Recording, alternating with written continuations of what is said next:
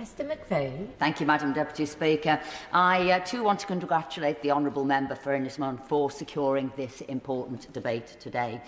Those of us who travel on this line sympathise with all of the tales we've heard today and everything that she has said, because we're all suffering the same terrible journeys. As a regular weekly traveller by train, pretty much every week from Wilmslow in my constituency to London since 2017 when I became the MP for the area, I have wide knowledge of the service to draw upon and plenty of first-hand experience of this journey.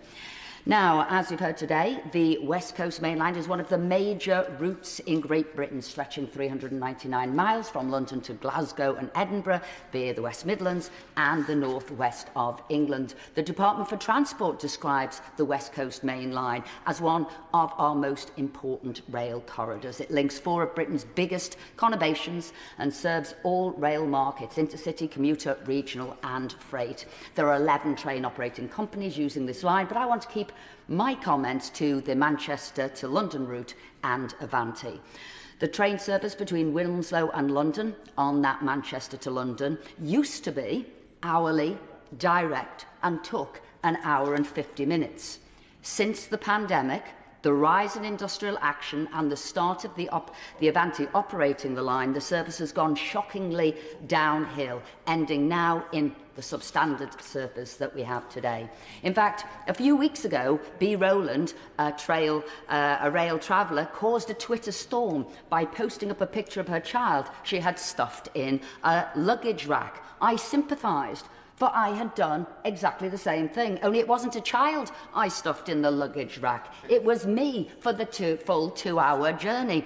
And that was because several trains had to crush into one. Most people were standing, but fortunately, I managed to squeeze, and I say fortunately, ironically, into the travel rack and sat there for the full journey. B. Rowland's experience was on Grand Central, mine on Avanti.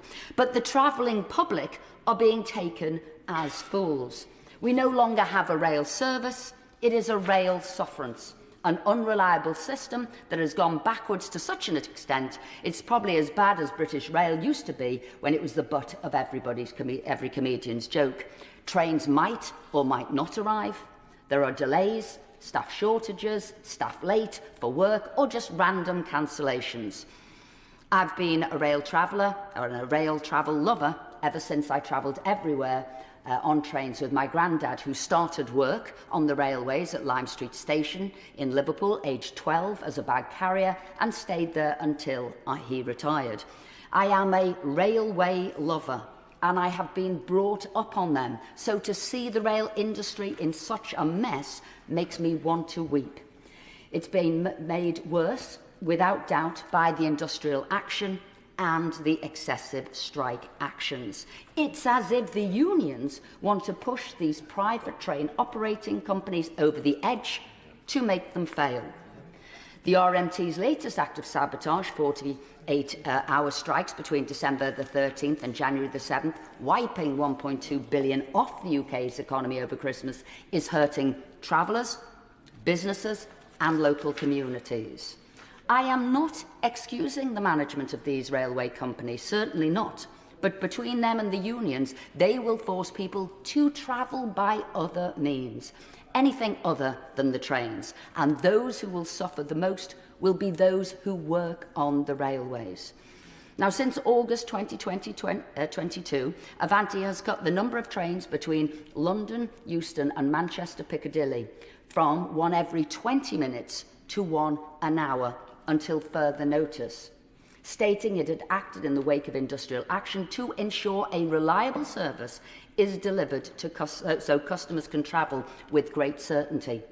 I'm still waiting for that great certainty, as are my constituents. Life is difficult enough, but not to be able to get to work, to school, to see families is unacceptable, especially at the prices we pay to travel by train. Now, looking at these figures here, what have been cancelled, it says 5.5%. Oh, the date here is the 4th of November 2021 to the 12th of November 2022, and it's got Average cancelled by Avanti 5.5%, cancelled by other causes 6.8%, so about 12% there. However, this isn't the full story, because 33% of our trains have already been cancelled. So what we're saying is 45% of trains have been cancelled. I can tell you I often get to the station and not even the guards know if a train is coming or not. Then I jump the train to Crewe, maybe another one to Stafford, and then on to London. Instead of a 1 hour 50 journey, it can be 4.5 hours or even 6 hours each way. On the other side of the coin, which happened only last week, I had an insufferable journey to Crewe, only to find that a direct train from London had been put on last minute, which nobody knew about. So an empty train pulled into Crewe to give me my last leg of the journey to Wilmslow. We call these ghost trains. They are empty trains that travel up the line pretending to get their numbers right, which they are not, because nobody's on them.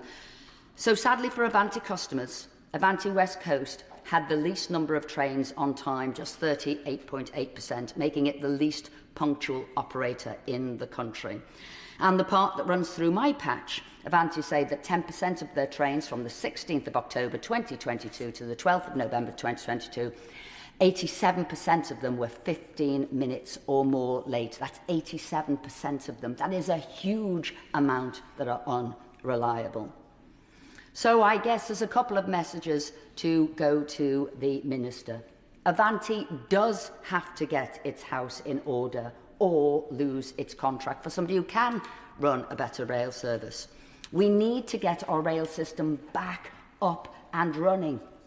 It has been knocked sideways during the lockdown, and it is being battered now by industrial action. But we don't want any more excuses. We need to get our rail system back on track.